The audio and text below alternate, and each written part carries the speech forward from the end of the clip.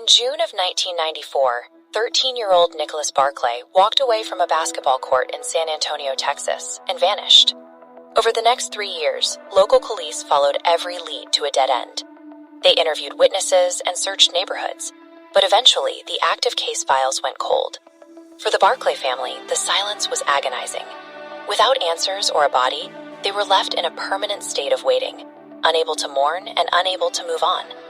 This long-term uncertainty left the family in a state of high emotional sensitivity, where any hope of a return, no matter how unlikely, became difficult to ignore.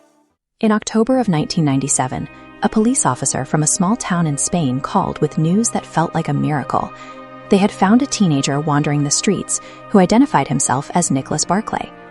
Nicholas's sister flew to Spain to bring him home, but the boy she found bore little resemblance to the one she lost. The missing Nicholas had bright blue eyes and blonde hair. The teenager in Spain had dark brown eyes, dark hair, and a thick European accent. The boy explained these changes by detailing a history of horrific abuse. He claimed his captors in an international trafficking ring had used chemicals to change his eye color and physical appearance to keep him hidden.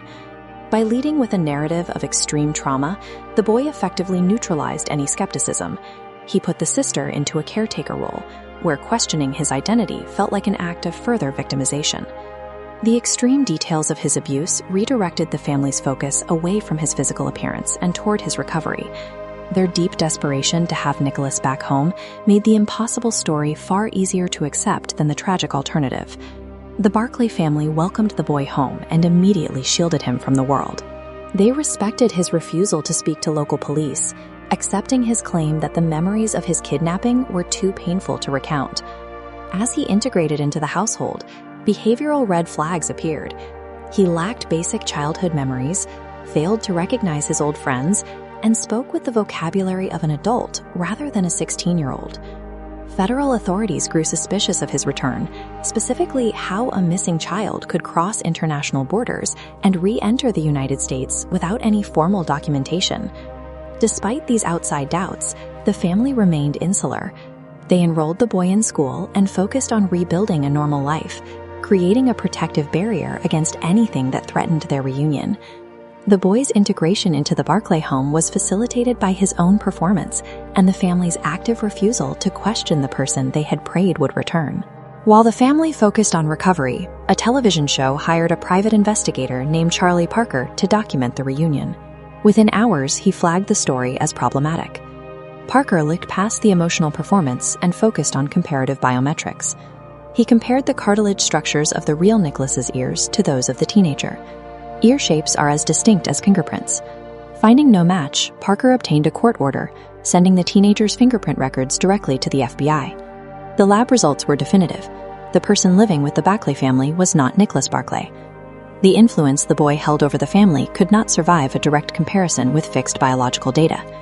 The teenager was arrested and identified as 23-year-old Frédéric Bourdin, a French serial imposter known to European police as the Chameleon.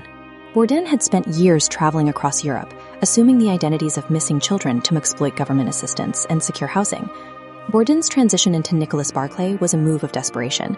After being cornered by Spanish police, he accessed a missing persons database and stole a profile that would get him out of the country. The deception worked because his moment of panic happened to coincide with the family's deepest vulnerability.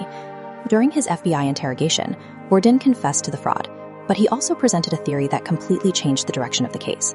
He claimed the Barclay family knew he was an imposter from the moment they met in Spain. According to Bourdin, they played along to ensure the investigation into Nicholas's disappearance would be closed. Bourdin alleged the family was covering up a crime, specifically that Nicholas had been killed by his older brother during a violent fight the night before he was reported missing.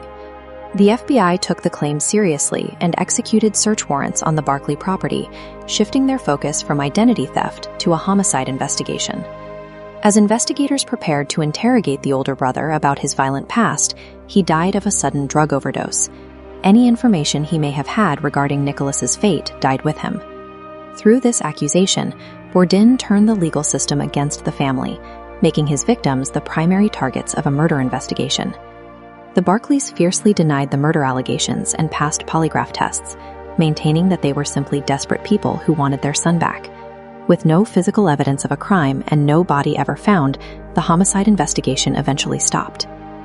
Frédéric Bourdin served 6 years in federal prison before being deported to France, where he continued his life of identity theft. Decades later, the case of Nicholas Barclay is defined more by the person who stole his identity than by what happened to the boy himself.